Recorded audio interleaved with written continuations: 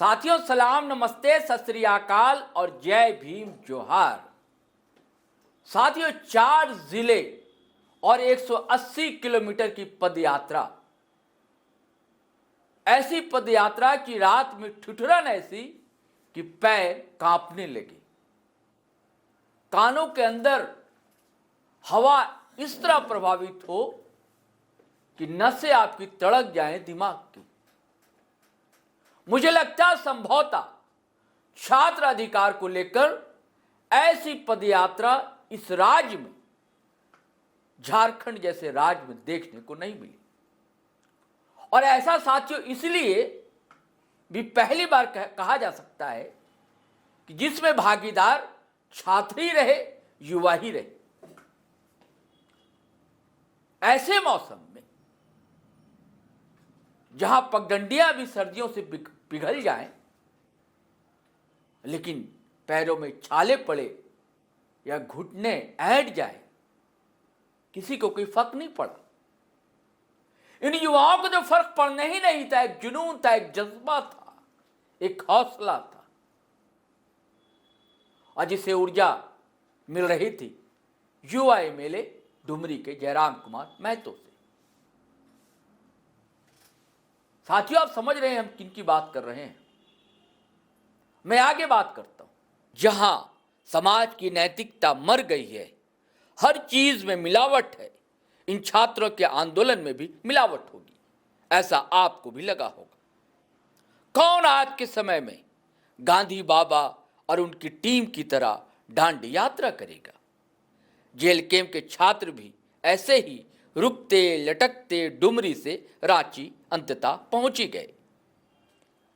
जब कल देर रात ये काफिला पहुंचा तो इनके संघर्षों की ईमानदारी ने बेईमान आत्मा के गाल पर कई चाटे मारे। अंदर ही अंदर रो पड़ा अंग्रेजी का लेखक और प्रोफेसर यानी डॉक्टर विनय भरत। वह आगे कहते हैं, शरीर टूट चुका इनका, पैरों में छाले पड़ चुके हैं, सूज चुके हैं, पर चेहरे पर अद्भुत आत्मविश्वास। यह एक बारगी उन यतीमों की भीड़ से लगे जिनके संघर्षों पर मरहम रखने वाला कोई अभिभावक नहीं, फिर भी अपनी जिद पर पूरे छात्र समाज की लड़ाई लड़ रहे हों। सर्द रातों में सत्ता कोजी कमरों में अपने अपने अंदाज में सो रही होगी, पर एसटी, एससी और ओबीसी समाज के ये बच्चे बोरे और दरी पर रात काटते रहे।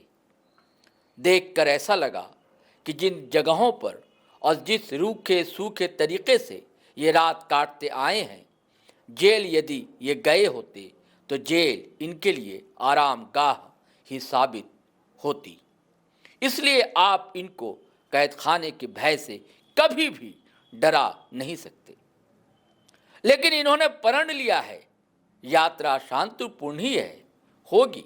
गांधी के आदर्शों पर चलकर वो यहां तक पहुंचे भी हैं। बहरहाल, जब छात्र सड़क पर हों तो समझिए सत्ता सो रही है।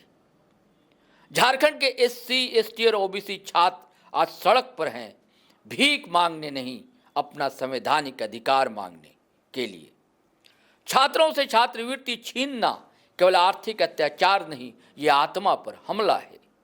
यह उस संविधान का अपमान है जिसने कहा था समानता, न्याय और गरिमा। छात्रवृत्ति दया नहीं है, यह इतिहास के उन अपराधों का न्यूनतम प्रायश्चित है जो आज तक इन पर होते आया है। जब इसे रोका जाता है तब शिक्षा नहीं रुकती, भविष्य दम तोड़ देता है। तो साथियों, ऐसा कहना है डॉक्टर विनय भरत का। तो विधानसभा का घिराव पहुंचने ये काफिला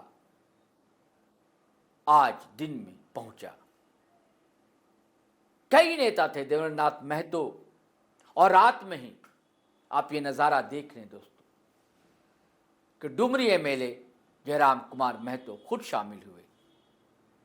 इनका उत्साह बढ़ाया। मैंने पहले ही कहा ना, ऊर्जा तो यानी कि ऊर्जा का स्रोत तो यही। रात में कदम ताल करते हुए ये लोग पहुंचे और आज सुबह बूटी मोड़ होते हुए पुराने विधानसभा होते हुए विधानसभा की तरफ यह काफिला कूच किया। नारेबाजी भी चल रही थी।